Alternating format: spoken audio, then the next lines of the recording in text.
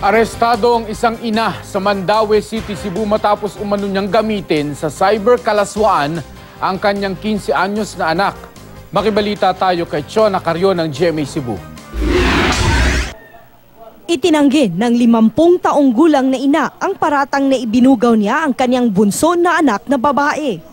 Ang ina umano ang nagtutulak sa 15 anyos na anak nito na sumabak sa cyberpornography mula pa noong 10 taong gulang pa lang siya. Unang insidente ito ng cyberpornography sa Mandaue City ayon sa mga otoridad. Na-rescue na ang minor de edad na biktima na ngayon ay nasa kustodiya ng Department of Social Welfare and Development o DSWD.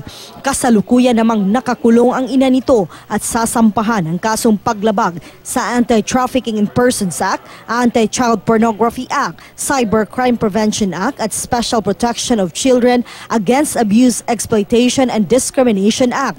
Base sa investigasyon, dayuhan ang mga kliyente ng sospek pero giit niya kasintahan daw ng 25 anyos na kapatid ng biktima ang Australian na sinasabing isa sa mga parokyano.